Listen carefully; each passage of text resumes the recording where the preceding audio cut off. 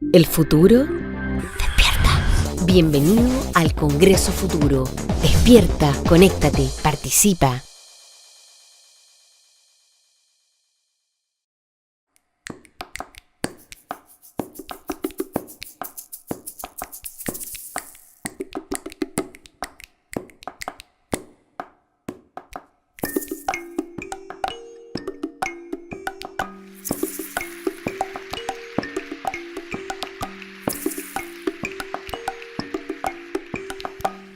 Buenas tardes. Mi primo, Jonathan, tiene esquizofrenia. Era un chico normal. A los 19 años tuvo su primer ataque y desde entonces no ha sido nunca el mismo. Y no podemos hacer nada por él. Yo soy médico, el objetivo de la medicina es ayudar a la humanidad y tenemos un gran porcentaje de los pacientes con enfermedades mentales o neurológicas que incluyen la esquizofrenia, el Alzheimer, el Parkinson, la epilepsia, el dolor crónico, los pacientes paralíticos que hemos visto. Seguro que cada uno de ustedes tiene o familiares o amigos que sufren de estas enfermedades y a pesar de los heroicos esfuerzos de los psiquiatras y los neurólogos, no podemos curarles. Entonces, es una situación bastante vergonzosa para los médicos y los científicos, porque la medicina ha avanzado poco a poco en los últimos siglos y hemos conocido el funcionamiento de distintas partes del cuerpo con la suficiente precisión como para poder curar estas enfermedades. Pero aquí tenemos el problema que de la nariz para arriba no podemos hacer nada. Les damos tratamiento paliativo para reducir los síntomas, pero no podemos curarles el problema porque no entendemos cómo funciona el cerebro, cómo funciona el sistema nervioso central. Es como intentar arreglar un coche, un auto que dicen aquí, si no saben cómo funciona, ¿no? Entonces, en esta conferencia les voy a llevar de la mano al centro del problema.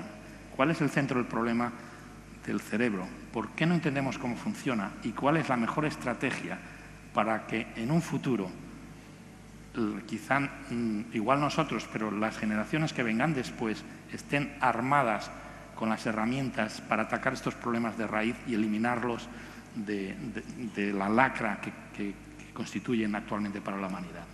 Les voy a decir algunos apuntes sobre el cerebro humano, sobre todo la parte del cerebro que se llama la corteza cerebral, que es la parte más grande del cerebro de los humanos y cubre el encéfalo de los mamíferos. La tenemos justo debajo del cráneo y es la parte que genera nuestra vida mental.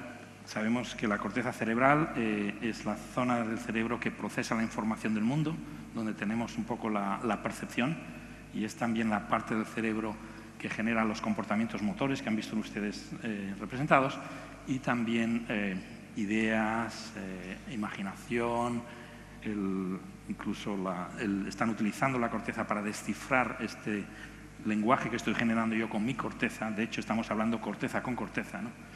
Esta corteza se llama corteza porque es como una fina capa que recubre el encéfalo, tiene 2 milímetros de grosor y se extiende a lo largo de 2 metros cuadrados. Y está compuesto de una maraña de neuronas. Se calcula de más de 100 millones de neuronas en los humanos, conectadas de una manera bastante extensa. Cada neurona puede mandar conexiones y recibir conexiones a 50 o 100.000 neuronas. O sea, tenemos una red complejísima de conexiones y estas conexiones están formadas por estas neuronas que pertenecen en general a dos tipos de neuronas. Hay neuronas excitatorias que estimulan a las otras neuronas y neuronas inhibitorias que las apagan. Entonces, eso ya se sabía hace 100 años. Y yo pertenezco, los neurobiólogos, como todos los científicos, trabajamos en grupo. Y de hecho, yo pertenezco a un grupo de gente que se extiende en el espacio y en el tiempo, que llega atrás más de 100 años de estudiosos que han intentado descifrar el funcionamiento de la corteza cerebral. Porque, como les digo, no solamente es crítica para poder resolver los problemas de las enfermedades mentales, sino que además, como genera nuestra mente, el entender la corteza, entender cómo funciona, nos permitiría a los humanos comprendernos por dentro por primera vez. Es la definición última de nuestro carácter, de la humanidad. ¿Por qué somos como somos? ¿Qué es lo que los funcionamientos de nuestras neuronas, cómo generan de eso la mente, ¿no? Esta gran maraña de conexiones ha sido normalmente atacada, como les digo, por investigadores, algunos de los cuales murieron ya, y les leemos sus artículos como si estuviesen vivos, como si hablásemos con ellos. Y uno de ellos fue el español Ramón y Cajal, que hace 100 años, a pesar de pasar esencialmente la mayor parte de su carrera intentando descifrar la corteza cerebral, porque sabía, de ahí estaba la mente, ahí estaba la inteligencia humana, no pudo con ello. Y él recomendaba a las generaciones futuras de investigadores no trabajar en la corteza cerebral, porque decía que eran las selvas impenetrables donde muchos investigadores se han perdido. Y eso lo escribió hablando de él mismo, a pesar de que fue un premio Nobel y fue uno de los científicos más famosos de la historia de la ciencia, ¿no?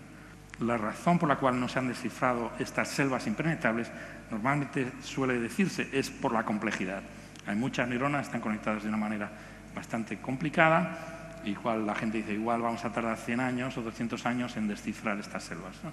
Pero hay otra posibilidad, y eso es lo que quiero presentarles a ustedes. Es posible que el problema no sea un problema de tamaño o de número de neuronas, sino que sea un problema de nivel de ataque a la corteza o al cerebro en general. Imagínense ustedes, aquí tenemos unas imágenes de la corteza cerebral, aquí ven las capas de neuronas, este es un ejemplo de neuronas y esta es la corteza, la llamada sustancia gris del cerebro. Imagínense ustedes, les voy a hacer un experimento mental con ustedes, imagínense que sean científicos extraterrestres y que vienen de Marte o de las galaxias siderales, aterrizan en la ciudad de Nueva York y ven esta estructura, el Empire State Building. Dicen, qué cosa más interesante, vamos a estudiarla para entender cómo funciona.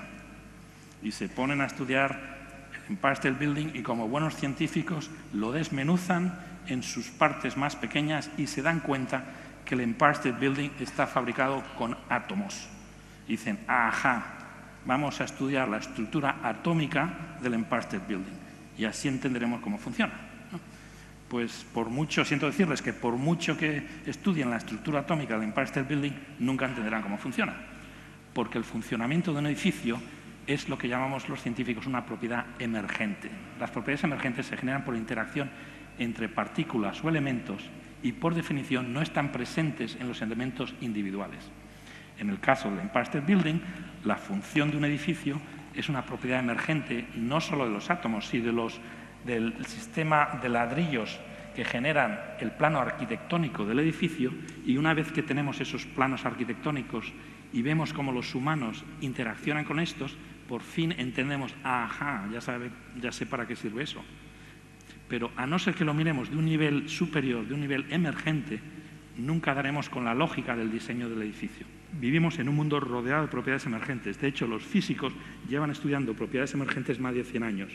El ejemplo clásico en la ciencia es el magnetismo. Ustedes cogen un imán y lo parten en los átomos individuales. Los átomos no son magnéticos, pero si los ponen todos juntos, algo ocurre que se hace magnético la cosa, ¿no? No es magia, es simplemente que la interacción entre los átomos generan una propiedad emergente que es el magnetismo, que se manifiesta en los imanes. Imagínense ustedes que el cerebro sea un sistema emergente. Les he dicho que tiene cientos de miles de neuronas conectados por miles de conexiones, y lo que han hecho los neurobiólogos en la historia es estudiar este sistema con electrodos. Aquí tienen ejemplo en la foto amarilla de un electrodo que es una varilla de metal que se inserta en el cerebro de un animal o un paciente para registrar la actividad de una neurona. Entonces, hemos estudiado los neurobiólogos cómo funcionan las neuronas registrando la actividad de una neurona en un animal y comparándolo con la actividad de otra neurona en otro animal, y a través de esos esfuerzos de varias generaciones, como digo, los compañeros que represento aquí, que ya algunos de estos se han muerto, hemos logrado avanzar y aprender muchas cosas sobre el cerebro, pero no hemos conseguido una teoría general de cómo funciona el cerebro. Y es posible que si el cerebro es un sistema emergente, intentar descifrarlo estudiando las neuronas de una en una es como intentar ver una pantalla de televisión si solo puede ver un solo píxel. Por mucho que estudien un píxel de una pantalla, no comprenderán la película que está echando en esa televisión, en ese proyector, porque la imagen de la pantalla es precisamente una propiedad emergente que depende de la interacción de los píxeles y, por definición, no está presente en los píxeles individuales. Lo que hemos hecho los neurobiólogos es intentar ver la pantalla de el funcionamiento del cerebro mirando los píxeles de una en una y comparando un píxel de una neurona de un paciente con otro píxel, otra neurona de otro paciente o de otro animal. Si asumen que el cerebro es un sistema emergente, como parece claro, por lo menos a mí y a algunos de mis compañeros, lo que nos falta a los neurobiólogos es métodos para poder ver la pantalla entera, o cuanto más posible, métodos que nos permitan registrar la actividad de grandes números de neuronas. Y eso es el germen de una propuesta que llamamos The Brain Activity Map, el mapa de la actividad cerebral, que propusimos a la Casa Blanca en el año 2011 y que la Casa Blanca, el presidente Obama, tomó como propia y la anunció en el discurso del Estado de la Nación en el 2013 y la anunció al mundo en abril de 2013. El presidente Obama le cambió el nombre a la propuesta, lo llamó la Brain Initiative, la iniciativa Brain, porque siendo el presidente de Estados Unidos puede hacer lo que quiera y no nos molesta en absoluto que le cambie el nombre a las cosas. Entonces, el Brain Initiative tiene varios objetivos, pero es una plataforma de desarrollo tecnológico, copiando el modelo del genoma humano que funcionó tan bien. Es un proyecto, el Brain Initiative es un proyecto a 15 años que involucrará a cientos de laboratorios en todas partes del mundo, en el que se incorporan a la neurociencia investigadores e ingenieros que vienen de las ciencias físicas, físicos, químicos, matemáticos, computaciones, que son las personas que pueden fabricar estas técnicas que necesitamos para poder ver, como les digo, mayor parte de la pantalla, cuanto más posible. Ha echado a andar, estamos en el comienzo del segundo año y van las cosas bien. No sabemos qué está en el futuro, sabemos lo que queremos, no sabemos cómo lo vamos a conseguir enseguida, pero les voy a dar unos apuntes del tipo de investigaciones que estamos haciendo ahora en mi laboratorio para que se den cuenta por dónde van a desarrollar ese tipo de técnicas. Entonces, vean, por ejemplo, una técnica que desarrollamos en el pasado, cuando trabajé con mi maestro Larry Katz, que murió recientemente de un melanoma y cuya memoria honro, y utilizamos métodos ópticos con colorantes sensibles al calcio y teñimos las neuronas con estos colorantes y las hacemos fluorescentes. Y resulta que cada vez que una neurona dispara y se activa, cambia el calcio dentro de la neurona, con lo cual si miras al calcio con un microscopio puedes ver las neuronas que se disparan. A la derecha ven una película de la actividad de 500 neuronas en el cerebro de un ratón. Cada neurona es un puntito gris y cuando se dispara se enciende y se vuelve rojo. Eso es un ejemplo de la actividad neuronal completa de un circuito neuronal, en este caso pequeñito, son solo 500 neuronas, pero les aseguro que en su cerebro ahora mismo hay algo así ocurriendo. De hecho, yo diría más, todo lo que son, toda la mente de ustedes, no es más que películas de este tipo, excepto que en vez de ser 500 neuronas, son 500 millones de neuronas disparando de una manera así. Esa es la televisión de su cerebro. Pero no hay nada más dentro del cráneo, no es que haya otra zona dentro del cráneo que se dedique a generar la personalidad. No, eso es todo lo que tenemos aquí. Es todo física y química y biología. No hay magia negra, ¿no? Entonces, si podemos ver esto, podremos en principio descifrar el funcionamiento de la corteza y entender, no solamente humana, sino entender qué les pasa a estos pacientes para ayudarles. Entonces, con estas técnicas estamos haciendo experimentos en ratones vivos. Aquí tiene, por ejemplo, un ejemplo de un ratoncito que está en un microscopio, tiene el cráneo pegado por una barra de hierro al microscopio y entramos desde arriba con un láser muy potente a través de su cráneo y estamos mirando la actividad de un grupo de neuronas en la corteza visual del ratón. Tiene abajo las películas de esa actividad cortical del ratón, mientras el ratón está vivo. Por cierto, está contento, sabemos que está contento porque medimos mediciones fisiológicas, sabemos cuando el animal sufre dolor y cuando está contento. Y ahí está feliz, corriendo, mirando a la pantalla de televisión donde le estamos estimulando su sistema visual con distintos estímulos y a la vez registrando, mirándole dentro del cerebro, de la mente, la parte visual del cerebro, cómo responde a los estímulos. Esos son el tipo de experimentos que se pueden hacer ahora solamente con muy pocas neuronas y solamente en condiciones de laboratorio muy especializadas. El objetivo es, durante el proyecto BRAIN, que se desarrollen estas técnicas y aumentemos el número de neuronas que podamos registrar, aumentemos el número de píxeles de esta televisión que podamos ver, para que nosotros y todos nuestros compañeros puedan estudiar estos patrones y detectar cómo funciona la cosa.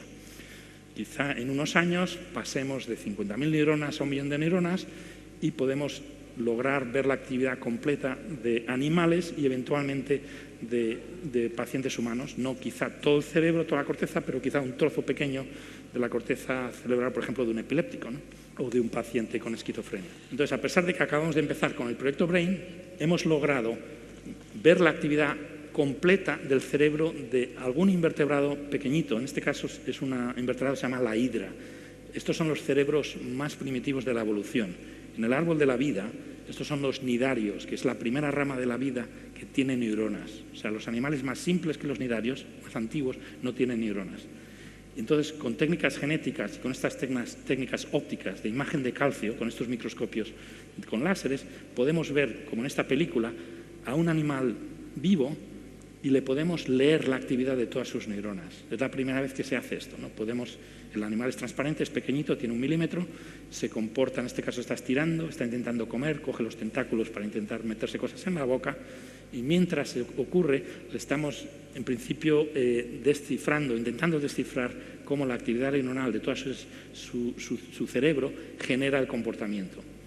Esto lo estamos haciendo ahora mismo en nuestro laboratorio en Nueva York. La mala noticia es que no podemos descifrar ni siquiera el cerebro de este animal. A pesar de que vemos toda la pantalla y vemos la película por primera vez, no sabemos todavía cómo la película de cerebro genera el comportamiento del animal. Porque una de las sorpresas es que mayor parte de lo que ocurre en la película no está relacionado con el comportamiento del animal. Tiene muchas respuestas en el cerebro que aparentemente no dan lugar a movimiento. Eso es como la primera descubrimiento que hemos hecho con este tipo de técnicas. Pero lo presento a ustedes para que se hagan una idea, como en el transcurso de este proyecto, estas técnicas se aplicarán a animales cada vez más complejos, incluyendo los mismos pacientes que ha enseñado el doctor Nicolelis. Aquí tenemos una mujer que es también paralítica, lesión en la médula espinal. Este es el trabajo de mi colega John Donoghue, de la Universidad de Brown, que fue uno de los colegas con los cuales empezamos a andar en este proyecto de Brain Activity Map. Esta mujer está moviendo la cantimplora de agua de la misma manera que lo ha enseñado el doctor Nicolelis, con una interfaz cerebro-computadora, pero en este caso los electrodos que tiene su cerebro están registrando la actividad de muy pocas neuronas y los movimientos del brazo robótico que los hace esta mujer a base de pensamientos son movimientos muy primitivos todavía. Imagínense si pudiésemos registrar la actividad de miles de neuronas a la vez de la corteza motora de esta mujer y en vez de beber de esta cantimplora podía realizar vida normal asistida por un esqueleto, un exoesqueleto, ¿no? El plan es miniaturizar estos microscopios, ponerlos en la superficie del cerebro de estos pacientes y utilizar esta información, como les digo, para ayudar a pacientes que tengan todo tipo de enfermedades, no solo paralíticos, sino estudiar el cerebro de los pacientes, entender cómo funciona la cosa, cómo funciona el cerebro y, como diríamos, los cimientos del edificio de la neurobiología del futuro, para a base de desarrollar técnicas, atrapar los datos y utilizarlos para descifrar el funcionamiento para poder diseñar las terapias que necesitamos para atacar estos problemas de raíz.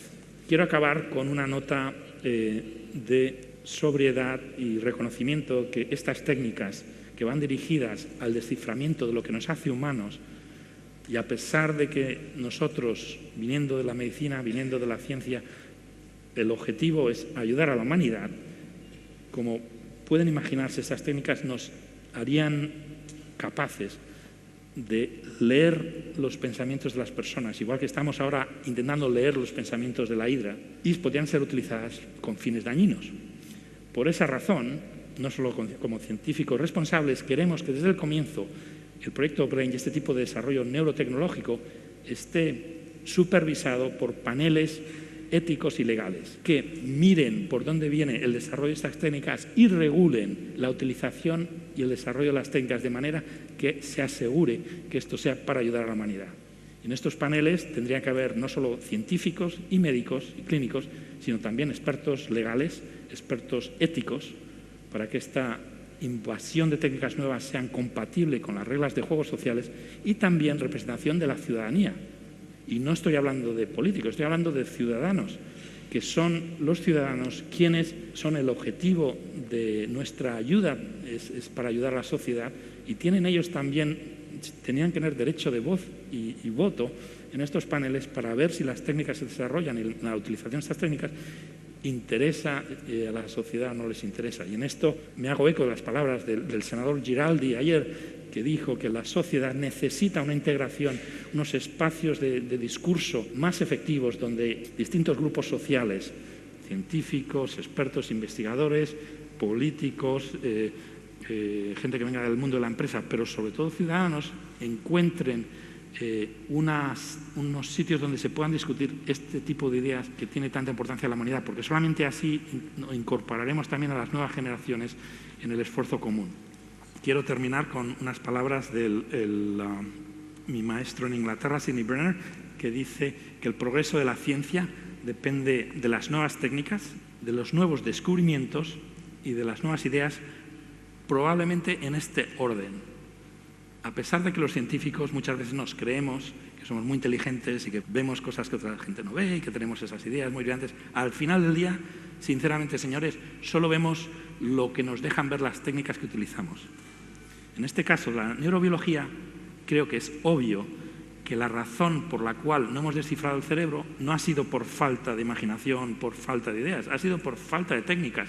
Las técnicas son como nuestras gafas que nos dejan ver y somos esclavos de las técnicas, y no solamente en biología o neurociencia, sino en toda la ciencia en general.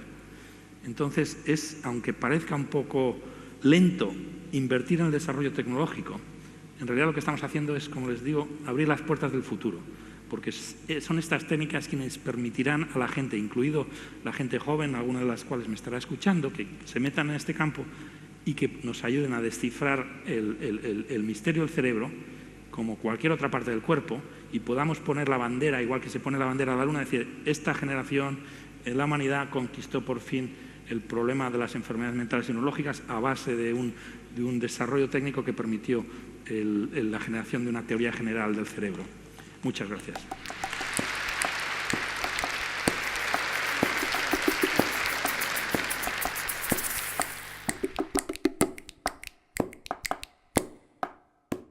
¿El futuro? Despierta. Bienvenido al Congreso Futuro. Despierta, conéctate, participa.